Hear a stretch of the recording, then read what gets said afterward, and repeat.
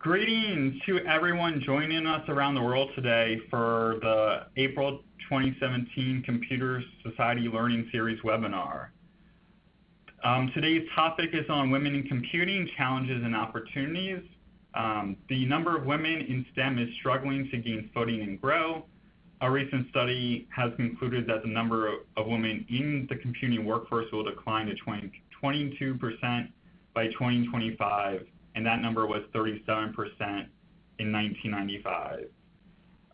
We will be walking you through a couple items today,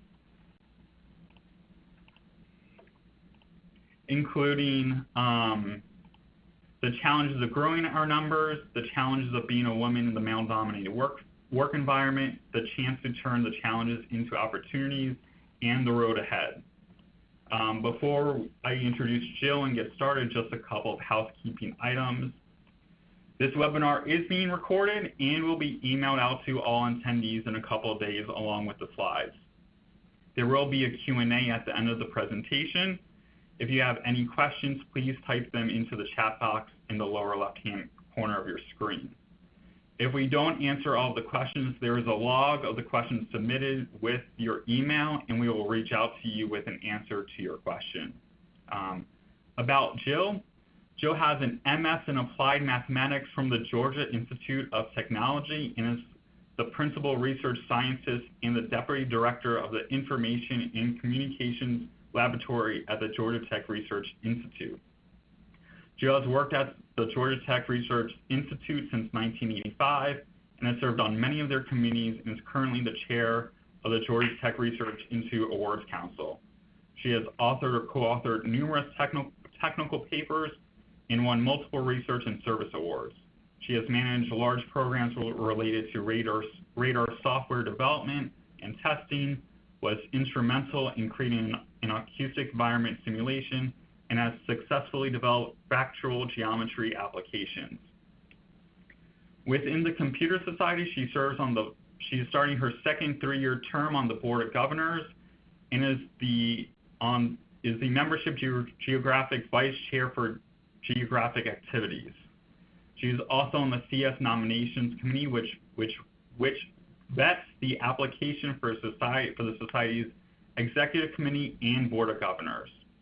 At the local level, she was the 2012 and 23 chair of the Atlanta section and Atlanta chapter, and has previously served as the section treasurer, vice chair, student branch coordinator, and membership development chair. She has chaired and helped organize several conferences as well. Along with her membership in the Computer Society, she is a member of the IEEE and the IEEE Aerospace and Electronic Systems Society, and IEEE Women in Engineering. Lastly, but definitely not least, last year in 2016, Jill was selected as the 2016 Georgia Woman in Technology Woman of the Year Award in the medium business category. And with that, Jill, the floor is yours. Thanks, Scott. I'm really happy to be here today to talk about all of the different challenges and opportunities that are faced by women in computing. And most of what I say today can apply to women in most of STEM-related fields, and some of it can even apply to women in fields outside of STEM. And if you look back even the last 20 and 30 years ago, I'm sure many people would have thought we would be at a different point right now, that we wouldn't be having this conversation about some of the real struggles that the women are having. And so I want to talk about first, why are we having to have this conversation? And as Scott mentioned, and as you probably saw in the overview of this talk, the number of women in the computing workforce is dropping. And women across the board in different STEM fields, not only computing, are continuing to struggle to get into any sort of a leadership position. And this was an interesting statistic I found, that this is particularly about U.S. companies, but women are leaving high-tech companies at twice the rate of their male colleagues. And most importantly, and this is something that will come up throughout the talk today, every woman has a story. Every woman that I talk to, and when I go to different panels on women in technology, people that I meet at work, people that I meet through IEEE, Every woman has a story about some struggle, some challenge they have faced. So this is what I'm going to talk about. Scott already went over these, the challenge of growing our numbers and of being a woman in a male-dominated environment, but also how we take those challenges and turn them into opportunities.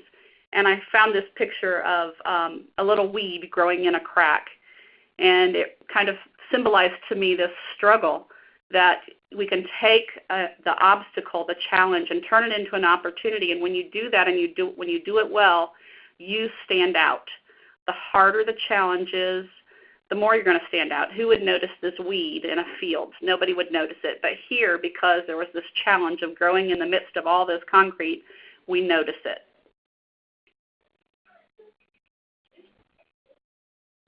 Some of you may have seen this chart before. This is across the x-axis, you see the different years, and on the y-axis, it's the percent of women majoring in these fields in college. So there's medical school, law school, physical sciences, and the red line is computer science. And the interesting thing you see here is that there was this peak in the early 1980s, and then it dropped from there. So the question is, what happened then? And that's when personal computers came into being and into common use. And what was happening was that the marketing for those computers was to men and to boys. Boys for gaming, men for using them in their business, and women were pretty much excluded. So computing, which had been really a growing field for women, and I'm sure some of you probably saw the Hidden Figures movie that was out recently about women in computing. All of a sudden, with this new marketing, the field suddenly became advertised as a male domain. And you see what happened. There was a drop in the number of women that went into this field. I also went off and looked separately at women in engineering fields in general. And right now, women in computer science and women in engineering are about at the same level. It's right at about 18%. But engineering was really pretty much a steady increase over the years. They didn't have this decrease like computer science has had. So in order to talk about the challenges of growing our numbers, we have to really go back to how we get girls interested in a field and what makes girls choose a STEM field to study. And usually it comes down to the parental influence, especially if they have a parent in a STEM career. But inspiring teachers and mentors will also play a strong role. And it's especially true if that mentor or teacher is female. So for girls, they are much more likely to be influenced if the teacher or mentor is a woman, whereas if they look at boys, boys are influenced equally by male and female mentors. So we need to make sure we have strong female mentors out there that the girls can see and use as a role model. But there's also girls that just like the challenge.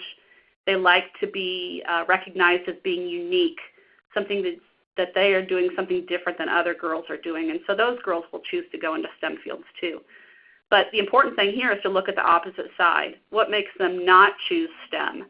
And first, one of the things is a lot of girls view it as it being something that is for boys. And probably that's partially due to the marketing of computers and gaming to boys. Also, people that are already in the field often say that it's hard and stressful and you have to be really great at math and science. And girls and women tend to be perfectionists, that we feel like we have to be perfect, that we're not going to try and fail at something. So we won't go into something until we think we are really accomplished at it. And a final thing is that they don't think it sounds like a fun or very impactful job or a set of jobs that are in the STEM field. So all of those things mean we need to change our messaging, that girls can do this, that besides being good at science and math, that there are other skills that are needed, like skills that girls are often the ones that excel at, like communicating and teamwork and problem solving.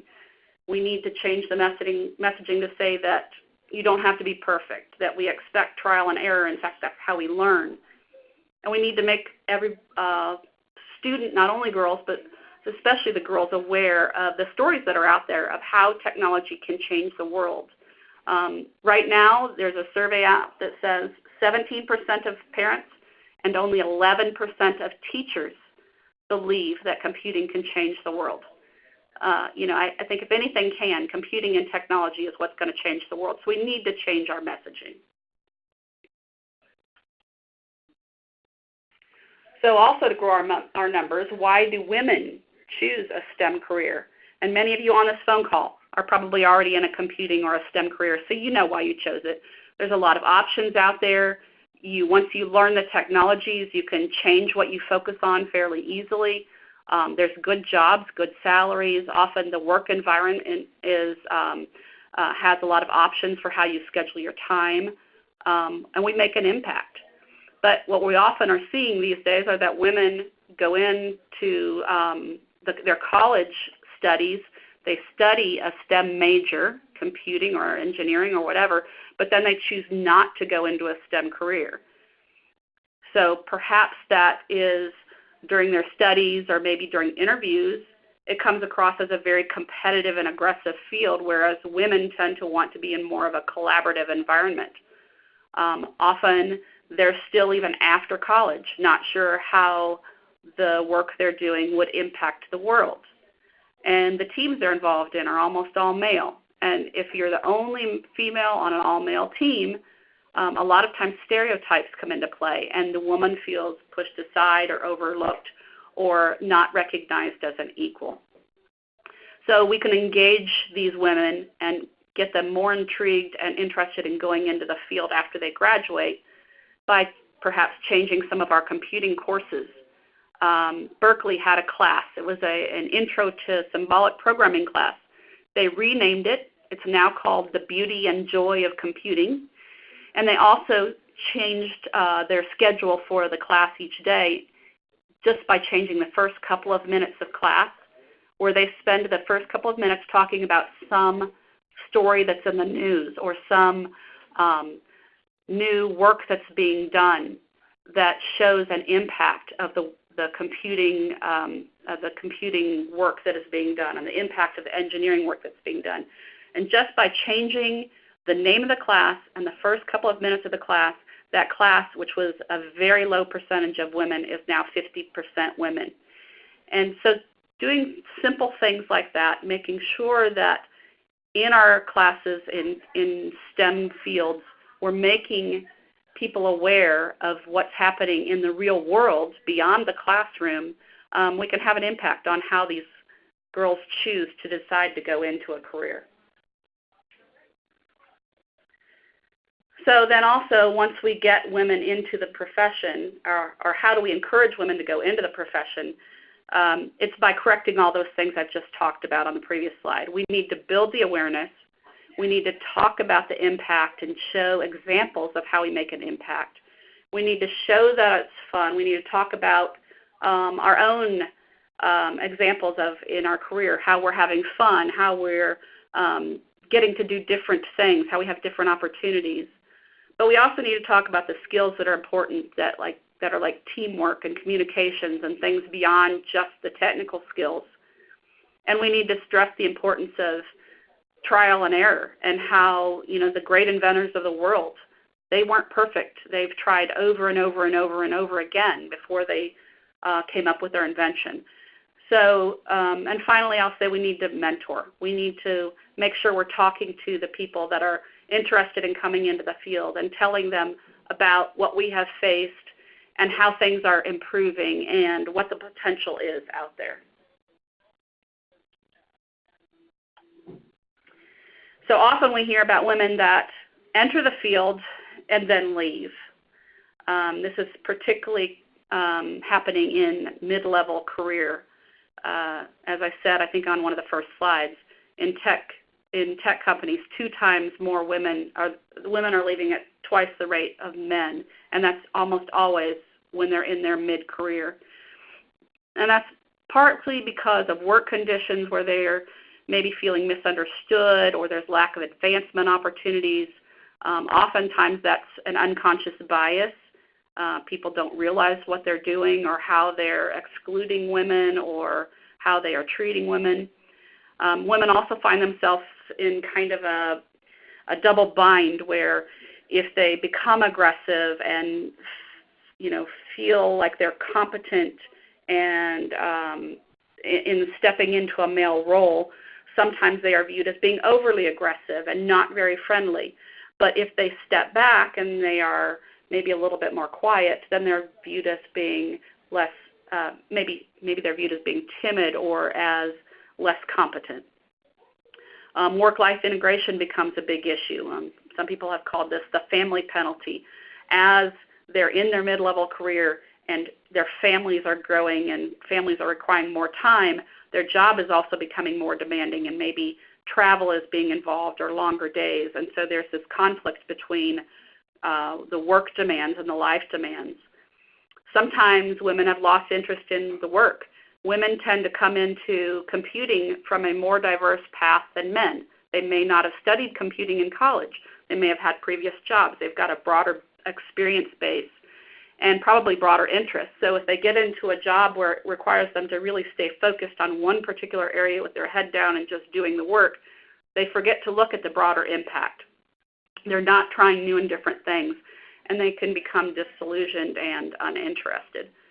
But also sometimes it's the organizational climate of the company they're working in, where they perhaps have non-supportive supervisors that don't understand how to help women get to where they need to be. Sometimes it's an organization where few women are included in higher levels of management. And people see that. Women see that as they're looking at their career path going forward, and that can affect their desire to stay. One interesting thing, though, is that of the women that end up leaving, there is no difference in their confidence level in their own skills between those that leave and those that stay. So that's not the factor. It's all these other things that are coming into play. So then how do we keep those women? Again, we go back to that previous slide and we fix those things. We encourage diversity on our teams. We get women into those key leadership positions and make everybody aware of the unconscious bias and the processes that can help minimize that bias. We provide mentoring opportunities, and I don't mean just providing the woman with a mentor, but also provide her the capability to mentor others, because that really helps them feel like they're having an impact. We offer training, professional development events, and also we need to make sure we're providing the tools and resources to address the issues such as the conflict of the work-life balance. So we have flex time and telecommuting and the ability to do video conferencing from home. So just some very quick numbers. I won't go over all of these. Women make up half of the U.S. workforce, but only 25% of the jobs in technical and computing fields. 58% of women in computing didn't even major in computing. I mentioned that on the last slide. So they're coming from different paths. Here's an interesting thing, and we all know this. If you watch TV or you watch a movie, almost always computer scientists and engineers are portrayed as men. WhiteHouse.gov says that we're going to have 2.4 million unfilled STEM jobs in the U.S. in 2018. But as you can see, around the world, the prospects of jobs are different, and the way women are treated are different. So even though the U.S. is continuing to have a shortage and women are struggling to get into leadership positions, India is doing a little bit of a better job with 37% women filling computing positions. Data analytics is a high demand area right now. We're looking for data analytics experts all the time. They're very hard to find in the U.S., but in India, China, they have a surplus of them. So different countries are doing, varying jobs of finding positions for both women and men in these fields. But I found this statistic here that shows weeks of paid maternity leave for different countries. And while this is only one thing that can affect our ability to retain women and men, because there's paternity leave also, it's interesting to see how different countries value being able to provide maternity leave. Canada giving 50 weeks of paid maternity leave, whereas the U.S. gives none. So it's just one thing that comes into play, but there's a lot of different ways that will affect the ability to keep women in the field, especially at that crucial mid-career stage. So now the challenge of being a woman in a male-dominated environment. Every woman has a story, as I said, to start with. I've got several of my own, and if you ever want to email me or My email is at the beginning and end of this presentation. We can talk about those stories, or if you meet me at an IEEE meeting, we can talk about it. The good news, though, is while that some of the older of us were taught to just overlook things that were happening, some of the things that were being said to us, we've all been teaching our daughters now to speak up and to not put up with some of the things that we felt like we needed to put up with. So women are now pushing back, and the issues are becoming better known and recognized, and steps can be implemented now to help correct and prevent those problems. But also, as I mentioned earlier, vocal women are often viewed as being overly aggressive, and less vocal women are viewed as being timid or maybe not as knowledgeable, or maybe even out of their league. Women also use language that men tend to view as weak. They will say, start a comment with, I think, or I feel, and men will say, we need to, or we should. So we need to learn from that and learn how to rephrase some things we say, and men need to learn that maybe when I say I think, maybe it means the same thing as when he says we should. But there's also several studies out that have shown that when women do speak right now, they're more likely to be interrupted, and they're likely to speak for a shorter period of time than the men do, and supervisors are more likely to overlook what they say. So there's a lot of education that needs to be done on all ends of the spectrum for that. Another thing, women socialize differently than men, and when so often men are planning an after-dinner drink or a golf outing, they will just exclude the women, or sometimes, and we'll see on the next page, a woman has more things that they have to do, a daily task, more responsibilities at home, and therefore they aren't as readily available to do some of the things, including working late, travel, or the after-work social events. But we also need to keep in mind that all of us, male and female both, have different seasons of our lives when we have more time available for things and less time, and we just need to find ways to work around those. This was an interesting statistic. 26% of female board members in the U.S. have tech experience versus 17%. So to me, that indicates there's a little bit more expected of a woman to be selected to move into a leadership position. And then finally, this is kind of summarized in this bottom picture. Men tend to overestimate their ability to perform. Women tend to underestimate. Men have maybe a better self-image, but performance levels end up being equal. So how do we turn challenges into opportunities? And one of the first things that I would recommend is telling our stories, those stories that have been those challenges and the lessons we've learned from them. It's kind of like being a glass half full type person. We can't let the obstacles beat us. We need to look back at our story and the lessons we learned from it, and we need to understand how we responded then and how maybe we would respond differently now, and what did we learn from it. We also need to change our point of view of those obstacles. View it not as a roadblock, but as just a temporary obstacle that we can overcome. And then we need to remember to look back at those obstacles after the fact and try to find a way to maybe help remove them or minimize them for the next person coming behind us. We also need to make a practice of speaking up, and if that's something we have a problem with, there are ways to help us overcome that by maybe if we have an agenda ahead of time for a meeting, plan ahead for those areas where we think we can contribute something, and then speak up, but then also listen when somebody responds to you, and thoughtfully listen and take into consideration what they're saying. If they don't listen, though, if they move on to the next topic, don't be afraid to speak up again and direct the conversation back to what you said.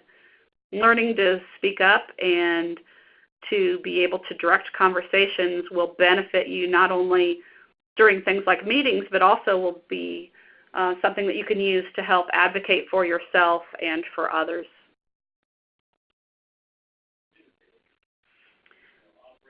So, and it's okay to be a woman of few words, especially if you can make them impactful words. People will wait for that moment when you speak up, and if you only speak occasionally but have something really important or insightful to say, they'll look forward to that moment. sometimes someone that talks too much can be someone that, people think of as someone who just wants to hear their own voice and can be ignored. So if you speak impactfully, be assertive and confident in what you say. And finally, to get back to the social event limitation, where sometimes there's a last-minute social event planned and we can't go to those. Try to plan your own social events, things that you can work around your own schedule, because there are other men and other women that are in the same boat, and you can plan something that will fit your own life, and it will fit their lives too. So don't rely on somebody else to always make all the arrangements.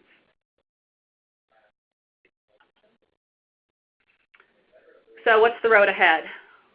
Why work in computing or STEM? And first and foremost, I'll say that we can and will change the world. There's so many stories out there of high impact. Go find them. They're out there available. You can just Google them and you'll find really interesting stories that are understandable to all different ages and levels, and share those with those people.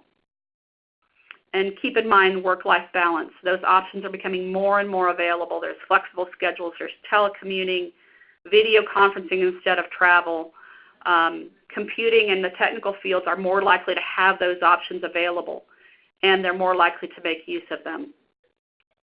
And computing jobs. They're readily available and becoming more and more available in every single field that's out there. There's good salaries. And once you have training in the field, those skill sets are applicable across so many different companies and so many different fields that you have a wide set of options available to you.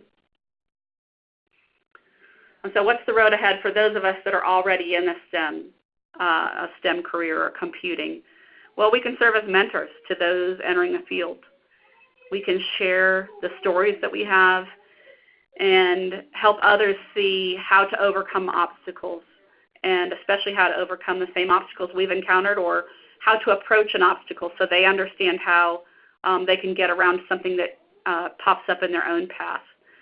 And we can continue to keep conquering those obstacles, using them as opportunities to learn and grow for ourselves also, and maybe even using them as a way to team with others, to work together to overcome it. That can especially be true if it's an organizational obstacle.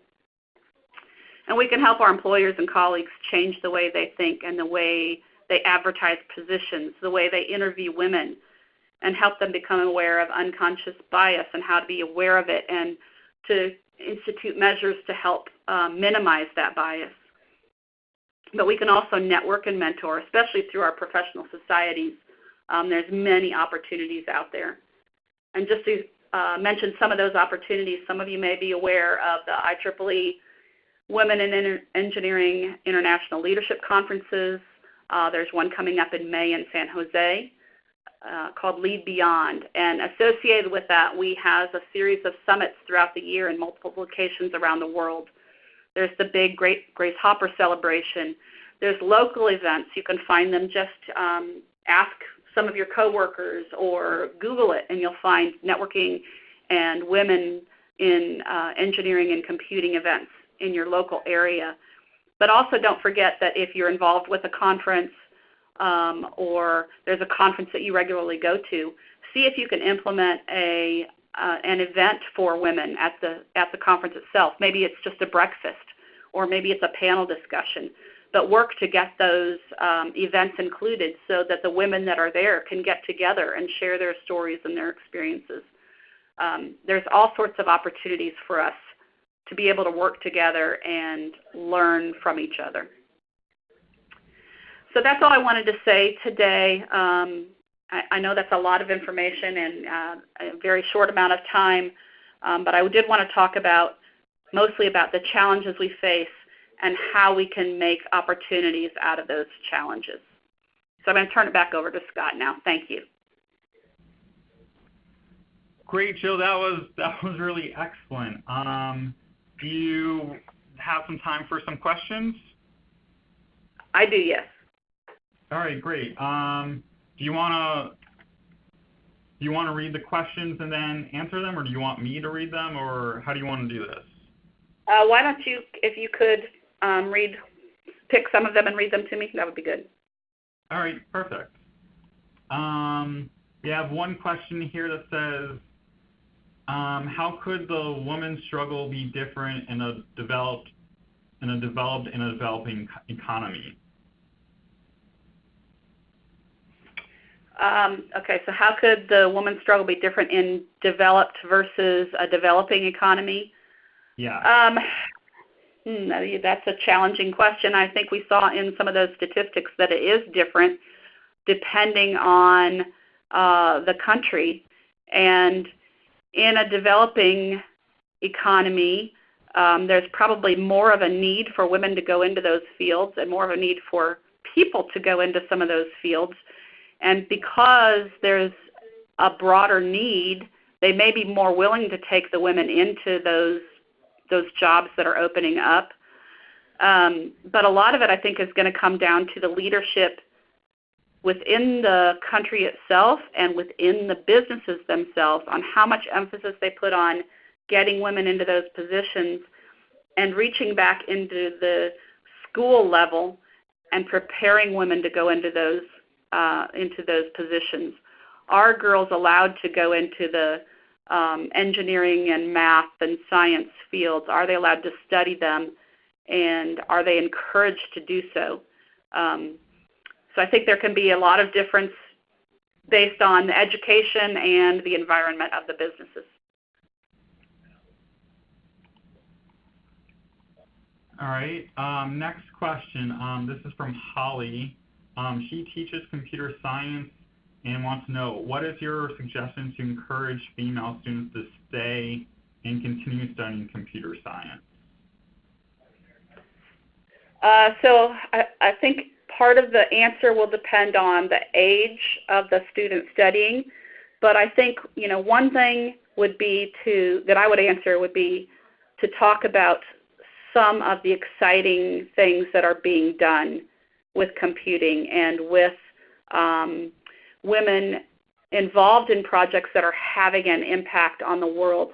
And some women may be more interested in projects that are impacting some of the third world countries or countries that need a lot more help coming along technologically. Some may want to see impact of a story in their own area that is something that's helping, maybe in the inner city of a large city. So I think, first of all, it's finding what the person views as being important and showing them how they can play a role in that. And I think there is a way in almost any field you can come up with, in almost any area of study, where we can show women that computing has an impact and that they can make an impact. All right. Here's an interesting question. Pilar asks, what's your answer when you say when you're like at conferences, having women meetings segregates instead of sort of adds to unity? Okay, so first of all, I would say that those meetings are not women only. They are focused on bringing women together, but men are definitely invited to those too. It's just like IEEE Women in Engineering. I don't remember what the percentage is, but there are many men that are members of Women in Engineering. And I think it's important for us to have the men there also because, first of all, a lot of them are there because they have a spouse or a child, a daughter, that is either already in a STEM field or interested in a STEM field, and they want to know how to help them. So I think it's important that we have them there. So I don't want it to be exclusive.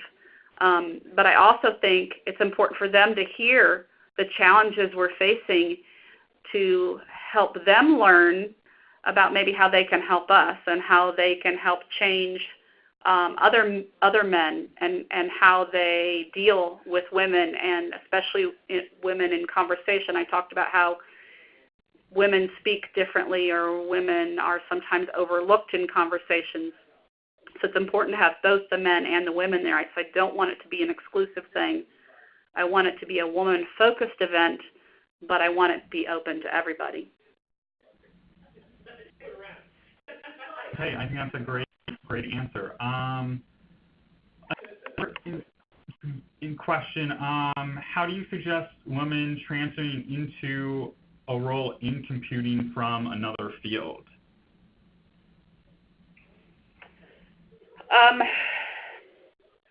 So I think the first and probably the most difficult thing there is to find a field that may be related to what you've been doing before. And I'm specifically thinking right now that in my own lab, we have some women who used to be teachers or in the education field and are now working in our information and communications lab, helping us develop ways to work with STEM programs or develop STEM education programs that that can be used by schools to help students understand and get interested in STEM. So we've brought them in to help with that. And, you know, I have a niece who works in a school system, and she does computer support for the system, for the school system, and works with students to help teach them how to use, students and teachers to teach them how to use the technology. So one key thing would be to build on the experience you already have. Sometimes that's from the career you're in right now. Sometimes maybe that's through some volunteer work you are already in. But if you can find a way to leverage off that, that's probably the easiest way to transition into a computing career.